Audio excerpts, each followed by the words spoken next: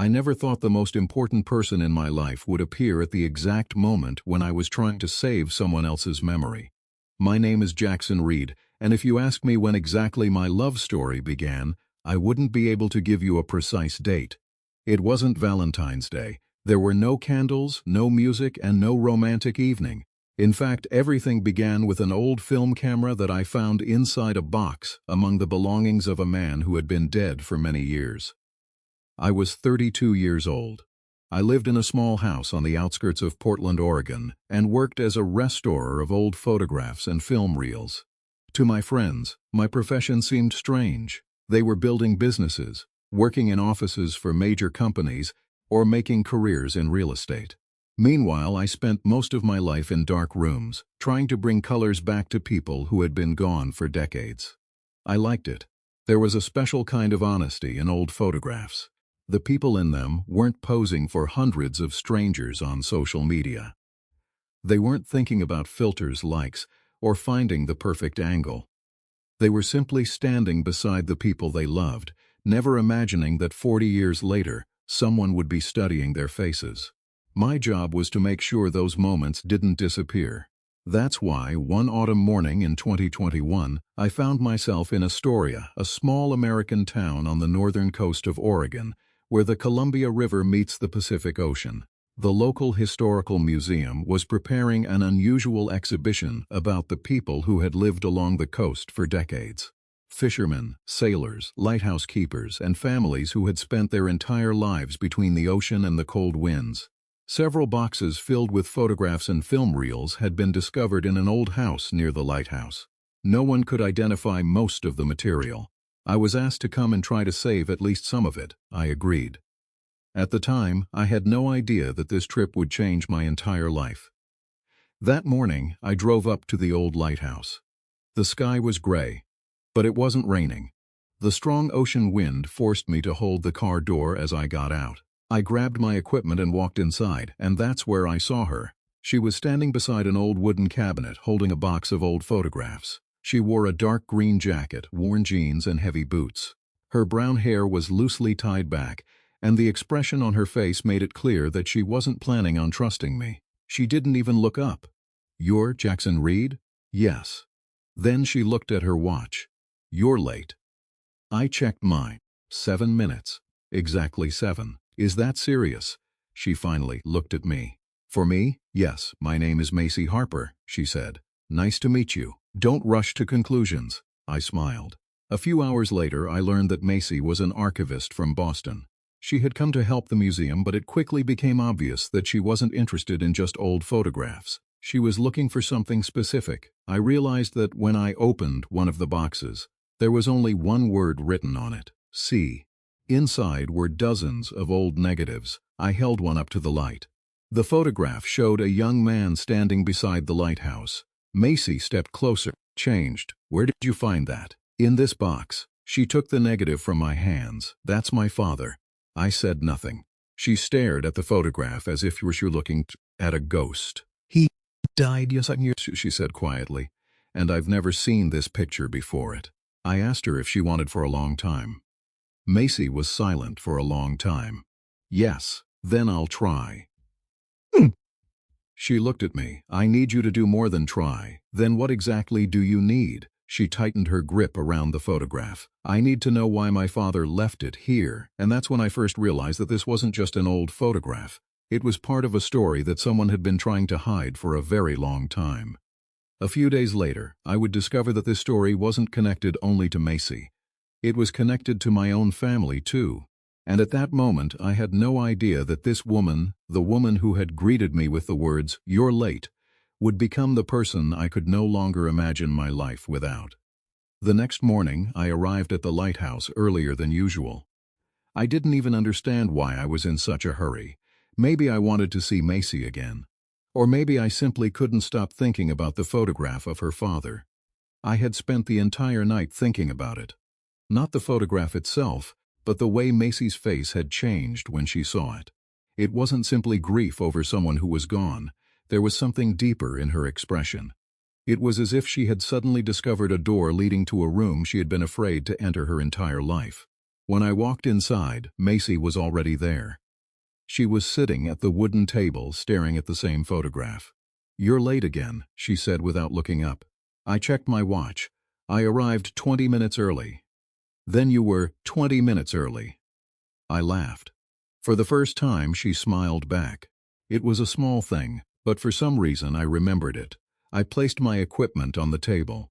"Are you ready?" "No." "Good." She looked at me in surprise. "What?" "I'm not ready either." "Ready for what?" "I don't know. But if you're not ready, I guess I don't have to rush either." She stared at me for a few seconds before quietly laughing. That's when I realized that Macy wasn't a cold person. She had simply spent a very long time learning how to hide her feelings. I began working on the negative. First, I carefully cleaned it, then I scanned it and appeared on the screen. A young man, standing beside the lighthouse. A woman was standing next to him, and between them was a little girl. Macy stepped closer. "Stop."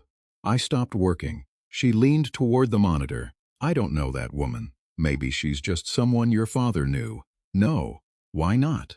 Macy stared at the screen for a long time. "I've seen her before." I looked at her. "Where?" She didn't answer. Instead, she opened her bag and pulled out an old envelope. "This is a letter from my father." I looked at the envelope. "You said you hadn't opened it." "I haven't." "Then what changed?" She placed the envelope beside the photograph. "Now I know he didn't tell me everything." I stayed silent. Macy ran her finger along the edge of the envelope. "I found it after my father died. It was inside his old jacket." "And you've carried it around with you for 9 years?" "No." She looked at me. "I've carried it around in my head for 9 years." That sentence stayed with me for a long time. I didn't ask any more questions. To the photograph. He enlarged the image. There was part of an old building in the background, and there was something written on it. I zoomed in. Macy leaned closer to the screen. We both froze. It was a number, 17. "What does that mean?" I asked. Macy shook her head. "I don't know." I continued enlarging the image. There was something else underneath the number. Letters. At first, I couldn't make them out. Then the image became clearer. J.R. Macy looked at me. I felt my hands grow cold. "Those are your initials?" she asked. "Jackson Reed." Macy stared at the photograph. Then she looked at me. "But that's impossible." "Why?" She pulled out her phone and opened an old photograph. "Because my father never knew you." I looked at the screen. There was the same lighthouse, but this time my mother was standing beside it. I recognized her immediately. I suddenly found it difficult to breathe. "Where did you get that?" "I found it in the archive." I couldn't look away. My mother was young. The photograph. She was probably around 25. She was standing beside a man I had never seen before, but there was writing at the bottom of the photograph. 3 words. "We agreed, Jackson." I looked at Macy. "That's not my name." She shook her head. "I know." "Then who is Jackson?" She looked at me. "That's what we need to find out." That day, I realized for the first time that our meeting hadn't been an accident. Maybe our parents had known each other. Maybe our families were connected. Or maybe the person in that photograph had left us a mystery that we were meant to solve together. There was just one thing I didn't know. The closer we came to the truth, the more deeply I would fall in love with Macy, and the more painful the price of that truth would become. For the next 3 days, neither Macy nor I talked much about the photographs. It wasn't because we had forgotten about them. Quite the opposite. We were both thinking about them constantly. The problem was that we didn't know where to begin. There were too many questions. Who was the mysterious Jackson? Why had my mother been standing beside Macy's father? What did the number 17 mean? And most importantly, why had someone written the words, "We agreed, Jackson"?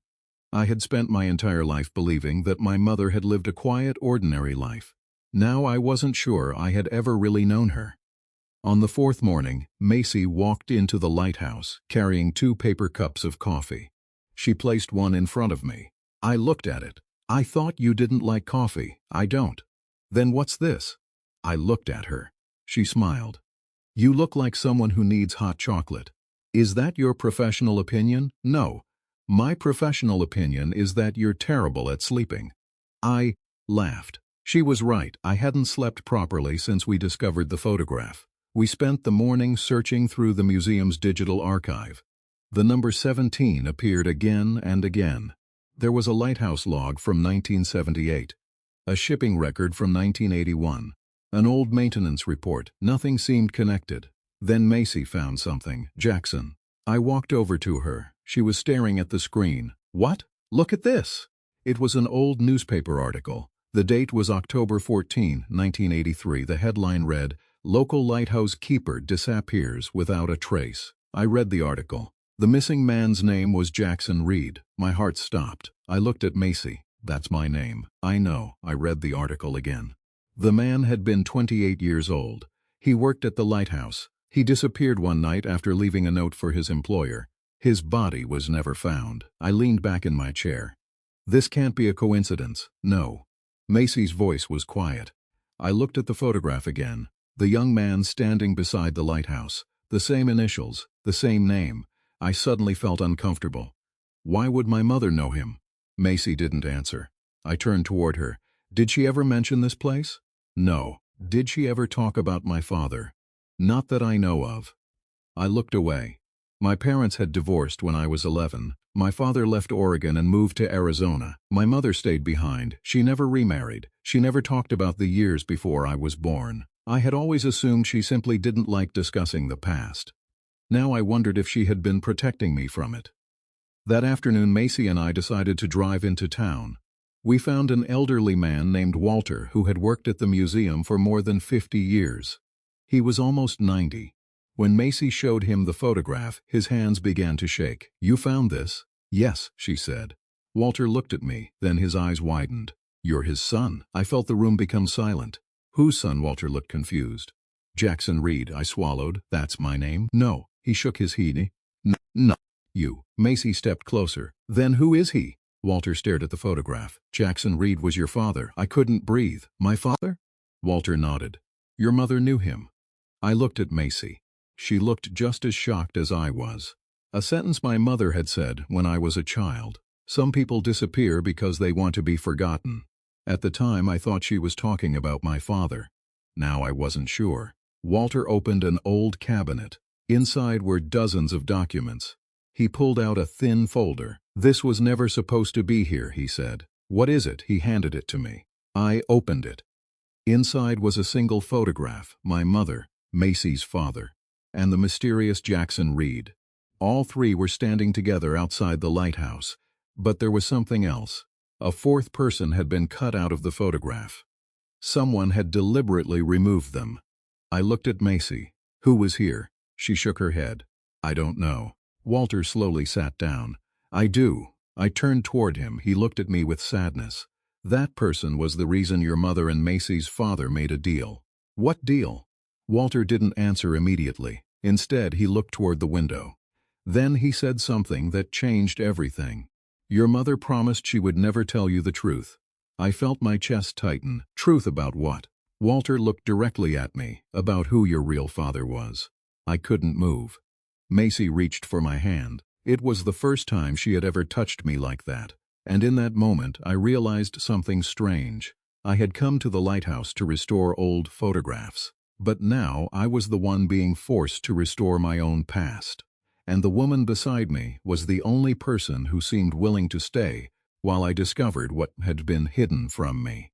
That night, I finally understood why Macy had been afraid to open her father's letter. Because sometimes the truth doesn't simply change the way you see the past. Sometimes it changes who you believe you are. That night, I didn't sleep. I sat alone inside the small room the museum had given me, staring at the photograph Walter had shown us. 3 people stood beside the lighthouse. My mother, Macy's father, and a man named Jackson Reed. My name. My heart told me there had to be some explanation. Maybe Walter was mistaken. Maybe the photograph had been mislabeled. Maybe the man wasn't really connected to my family, but deep inside I already knew. There was something about the way my mother looked at that man. It wasn't the look of a stranger. It was the look of someone she had known for years. At 6 in the morning, I finally gave up trying to sleep. I went downstairs. Macy was sitting outside the lighthouse, wrapped in a thick jacket. She was staring at the ocean. "You're awake," I said. She looked over her shoulder. "So are you." I couldn't sleep. "Me neither." I sat beside her. For several minutes, neither of us spoke. The ocean was unusually calm. It was strange. After everything we had discovered, the world outside seemed completely normal. People were probably waking up, going to work, making breakfast, complaining about traffic. Meanwhile, I was sitting beside a woman I had met only days earlier, trying to understand whether my entire childhood had been built on a lie. Macy finally spoke. "Are you angry?" "At who?" "Your mother." I thought about it. "I don't know, that's an answer." I smiled slightly. "You always do that." "Do what?" "Ask questions you already know the answers to." She looked at me. "Maybe I just want to hear you say them." I turned toward her. For a moment, our eyes met.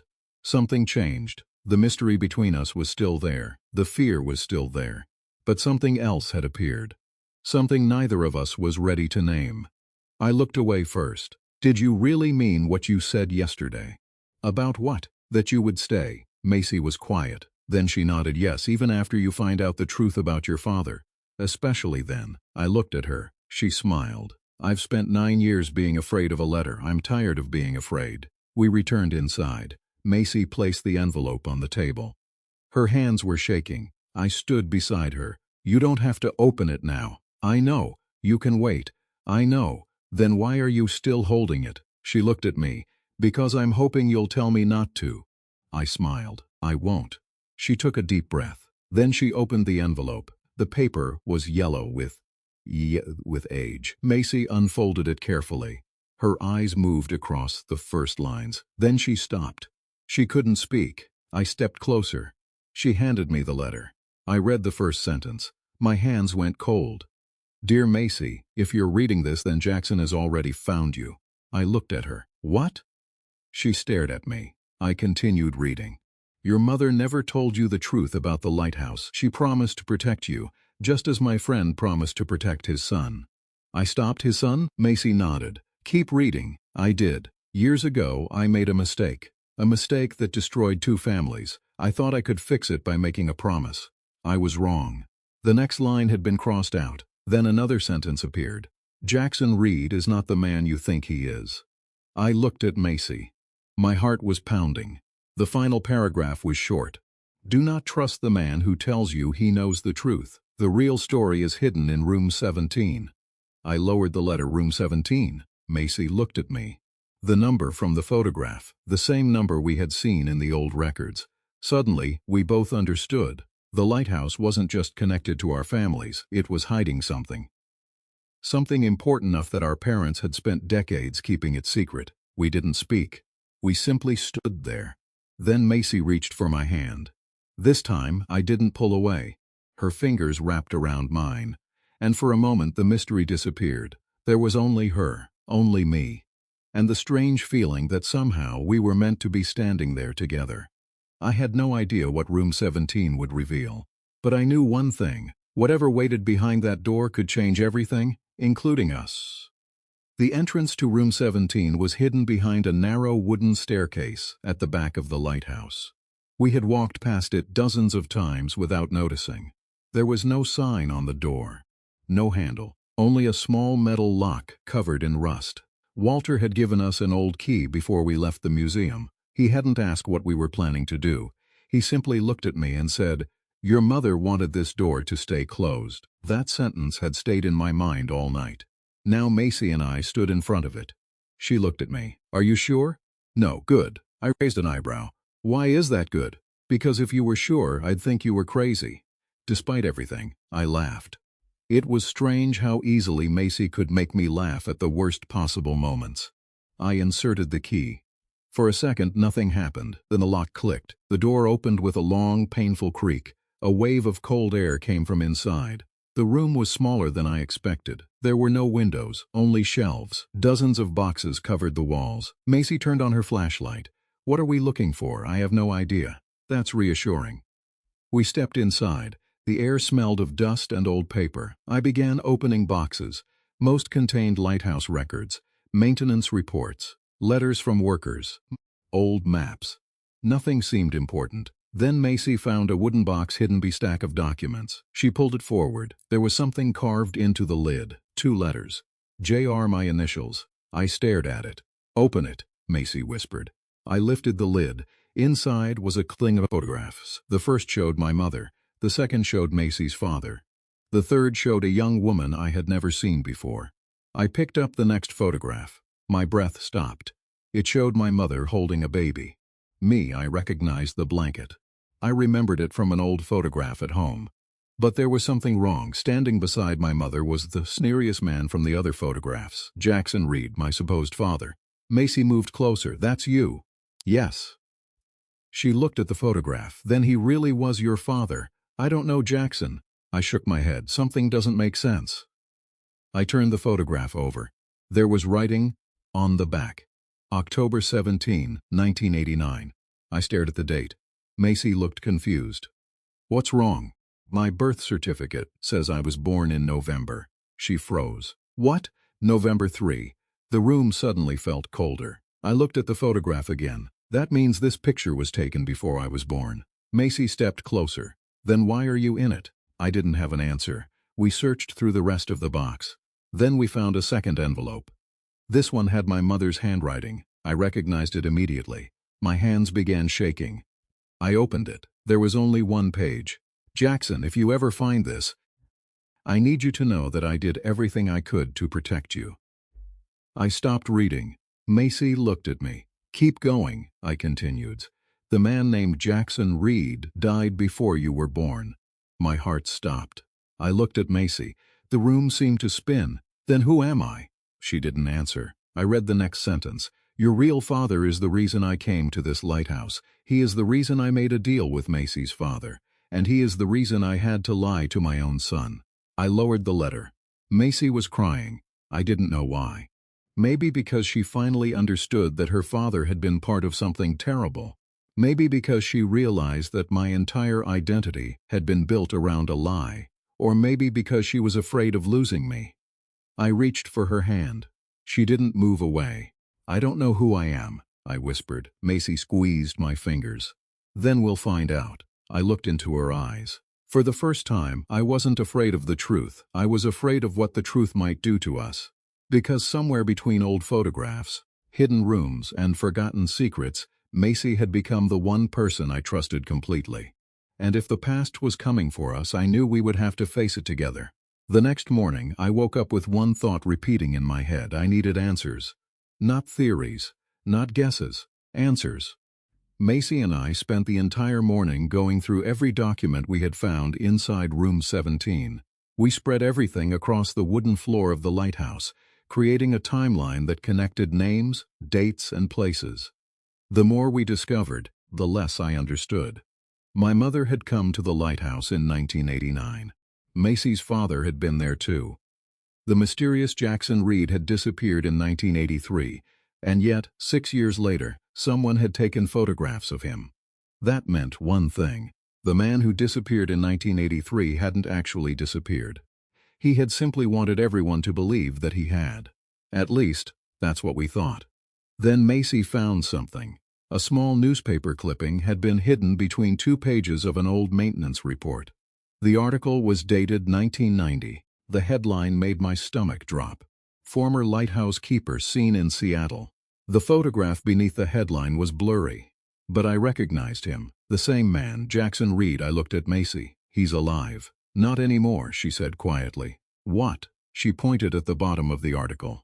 There was a second paragraph. "Authorities believe the man identified as Jackson Reed may have died under another name in 1991. I read it twice. Why would someone fake his death? Macy looked at the photographs. Maybe because someone was trying to kill him. The thought made me uncomfortable. We kept searching. Around noon, we found an address written on the back of an old envelope. It was in Seattle. Macy looked at me. "We should go." I hesitated. "We don't even know who lives there exactly." "You think that's a good reason?" "With us, it usually is." I laughed. She smiled, and for a moment, everything felt normal again. That was the strange thing about being with Macy. Even when my entire life seemed to be falling apart, she could make me feel like I wasn't falling alone. We drove to Seattle that afternoon. For most of the journey, we barely spoke. The road followed the coastline before turning inland. I watched the landscape through the window. Macy was driving. At one point, she reached over and turned on the radio. An old song filled the car. I looked at her. What? Nothing. You're staring. I was just thinking, that's dangerous. I smiled. Do you ever wonder what would have happened if we hadn't met? She thought for a moment. All the time. And I think I would still be afraid to open that letter. I looked out the window. Me too. Why? Because I wouldn't have known what I was missing. She glanced at me. What does that mean? I didn't answer. Not because I didn't know, because I was afraid to say it. By the time we reached Seattle, it was almost dark. The address led us to an old apartment building in a quiet neighborhood. We climbed 3 flights of stairs. The door at the end of the hallway had no number. I knocked. Nothing. I knocked. Again. Still nothing. Then I noticed something underneath the door, an envelope. My name was written on it, Jackson Reed. Finally, I picked it up. Inside was a photograph. It showed my mother standing outside the lighthouse. Beside her was this mysterious man, but this time there was someone else, a little girl, Macy. I stared at the photograph. She stepped beside me. Her face went pale. That's me. I nodded. How old were you? Maybe 5. I turned the photograph over. There was one sentence written on the back. Your mothers were friends before they became enemies. Macy took the photograph from my hand. What does that mean? Before I could answer, we heard footsteps behind us. Someone was coming up the stairs. We turned around. An elderly woman stood at the bottom. She was staring directly at us. Then she looked at the photograph. Her face changed. You're not supposed to be here, she whispered. Macy stepped forward. Do you know my father? The woman looked at me. No. Then she stared at Macy. But I knew your mother. Macy froze. My mother? The woman nodded. She told me that if either of you ever came looking for the truth, I was supposed to tell you one thing. I felt my heart pounding. What? The woman slowly looked toward the apartment door. Don't trust the person who brought you together. Macy grabbed my hand. I looked at her, and suddenly, for the first time since we had met, doubt entered my mind. Because there was only one person who had brought us together. The museum. And the person who had hired me. Someone had known exactly where I would be. Someone had known Macy would come. And someone had wanted us to find the photographs. The question was no longer whether our meeting had been an accident. The question was who had planned it. The woman's warning followed us all the way back to Oregon. Neither Macy nor I spoke much during the drive. The words kept repeating in my mind. Don't trust the person who brought you together. At first I thought it was ridiculous. Maybe she was confused. Maybe she had misunderstood something. But the more I thought about it, the more uncomfortable I became. There was something strange about the museum director, Daniel Brooks. He had hired me. He had hired Macy. He had sent both of us to the lighthouse, and he had known about room 17. When we returned to Astoria, we went straight to the museum. The building was almost empty. Daniel was sitting behind his desk. When he saw us, he immediately stood up. You're back early. I looked at him. How did you know we were gone? His expression changed. Macy noticed it too. We didn't tell you we were leaving, she said. Daniel hesitated, then he smiled. I assumed. Why? Because you were looking for answers. His words made the room feel colder. I stepped closer. What do you know about my mother?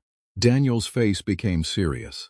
Jackson, I think you should leave this alone. That's not an answer. It's the only answer I can give you. Macy stepped between us. Why did you hire us? Because you were the only 2 people who could find what was hidden. My stomach tightened. You knew? Yes. About the photographs. Yes. About room 17? Yes. I felt anger rising inside me. Then why didn't you tell us? Daniel looked away. Because your parents didn't want you to know. My parents? Both of them. I stared at him. My mother and Macy's father? Daniel nodded. They made a promise. What promise? He didn't answer. Macy suddenly grabbed my arm. Jackson. I turned. She was looking at the wall behind Daniel. There was a photograph hanging there, a photograph of the lighthouse. But there was something else. A man stood in the background. I recognized him. It was the elderly woman from Seattle. Daniel noticed where we were looking. His face went pale. You know her? He didn't answer. Macy walked toward the photograph. Who is she? Daniel finally spoke. Her name was Evelyn. Was? She died last year. I looked at him. That's impossible. We just saw her. Daniel stared at me. Then he whispered, That's not possible. The room fell silent. Macy looked at me. I felt a chill move through my body. Daniel walked toward the photograph. He touched the glass. Evelyn disappeared in 1991. Just like Jackson Reed, I said. Daniel looked at me. Exactly. Suddenly, I understood. The people connected to our parents weren't simply disappearing. They were changing their identities, running away, hiding. Maybe because someone was hunting them. Maybe because they had done something terrible. We needed to find Evelyn. So we returned to Seattle. But this time, we didn't go alone. Daniel came with us. I didn't trust him. Macy didn't either, but he was the only person who knew the entire story. When we reached the apartment building, the door was open. The hallway was empty. The apartment had been abandoned. Someone had left in a hurry, but there was one thing waiting for us: a tape recorder. I pressed the button. A man's voice filled the room. My father's voice. I knew it immediately. I had heard recordings of him when I was a child. "Jackson, if you're listening to this, then everything went wrong." I couldn't breathe. Macy took my hand. The recording continued. "I know you will eventually find the truth. I know you will hate me." But I had no choice. I looked at Daniel. He was crying. "That scared me more than anything," the voice continued. "Your mother didn't betray you. She was protecting you." There was a pause. Then my father's voice said something that changed everything. "The man you have been searching for is not your father." I froze. Macy squeezed my hand. "Then who is he?" I whispered. The recording continued. "He is the man who destroyed our families." Suddenly, the door behind us slammed shut. We all turned. Someone was standing outside. I ran toward the door, but whoever it was had already disappeared. I looked down. A photograph lay on the floor. I picked it up. It showed Macy and me standing outside the lighthouse. The photograph had been taken only 2 days earlier. Someone had been watching us. Someone knew where we were, and someone wanted us to keep searching. I turned toward Macy. She was staring at me. For the first time, I saw fear in her eyes. Not fear of the past. Fear of the future. I held her hand tighter. Whatever happened next, I knew one thing. I wasn't going to let her face it alone.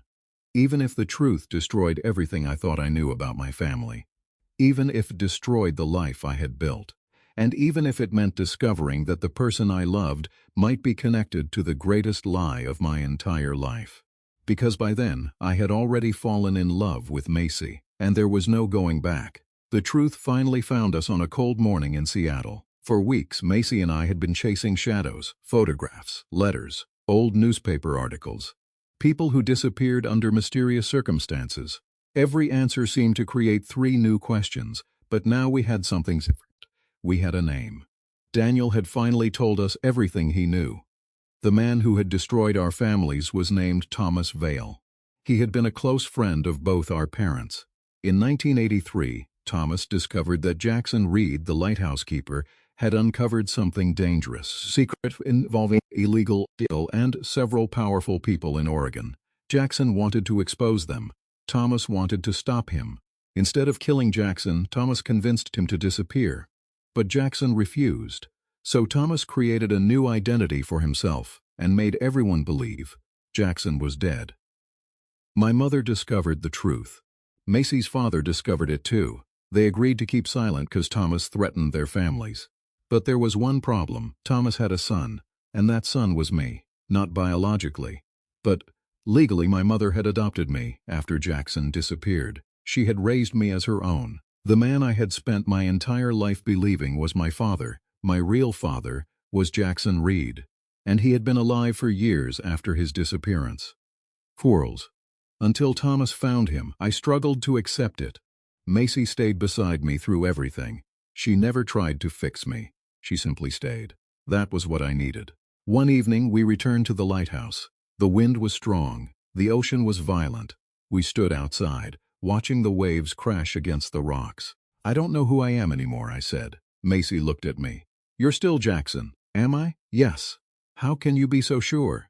She stepped closer. "Because I didn't fall in love with your last name." I stared at her. She continued. "I didn't fall in love with your family history. I didn't fall in love with your past." She took my hand. "I fell in love with you. I felt my eyes burning. I love you too." It was the first time I had said it. Macy smiled through her tears, then she kissed me. There was no dramatic music, no perfect sunset. only the sound of the ocean and the wind around us. But it was perfect. For the first time in my life, I felt like I belonged somewhere. Months later, the investigation into Thomas Vale finally ended. He was arrested after authorities connected him to the crimes committed decades earlier. The truth about Jackson Reed became public. My father had spent years hiding under another name. He had eventually died peacefully in Northern California, believing that his family was safer without him. My mother had carried the secret until her death. I finally understood why she had never spoken about him. She hadn't abandoned me. She had protected me. Macy and I decided to stay in Oregon. We bought a small house near the coast, not far from the lighthouse. I continued restoring photographs. Macy opened her own archival studio. Sometimes people asked us how we had met. I always smiled. I never told them the entire story. I simply said that we met while looking for something that had been lost. But the truth was more complicated. We hadn't been looking for love. We had been looking for answers. We had been trying to understand our parents, trying to uncover secrets that had been buried for decades. And somewhere along the way, we found each other. A year after everything ended, Macy and I returned to room 17. We had turned it into a small private archive. On the wall, we placed the photograph that had started everything, the one of our parents standing beside the lighthouse. But this time, we added another photograph, one that had been taken after we found the truth. It showed Macy and me standing in the same place. I was holding her hand, she was smiling. There was something peaceful about seeing the two photographs together. Two generations, two stories, one place. I looked at Macy. "Do you ever regret opening that letter?" She thought about it. "Sometimes." I laughed. "Really?" She nodded. "Because if I hadn't opened it, I wouldn't have had to go through all of this." "That's true. But then I wouldn't have met you." She looked at me, and that would have been the greatest tragedy of all. I smiled. Years later, when people asked me what love meant, I never talked about perfect moments. I talked about Macy. I talked about the woman who walked into an old lighthouse, carrying a box of forgot photographs. The woman who was angry because I was 7 minutes late. The woman who helped me discover the truth about my family. The woman who stayed when everything I believed about myself disappeared. I used to think love was about finding someone who completed your story. Now I know better. Love is finding someone willing to walk with you when your story falls apart. Someone who stays while you rebuild it. And sometimes, the person you meet while searching for the truth becomes the most beautiful truth you ever find. For me, that person was Macy. And our story began in a place where everyone else had been trying to forget. An old lighthouse, a forgotten photograph, and two strangers who had no idea that their families had already written the first chapter of their love story long before they ever met.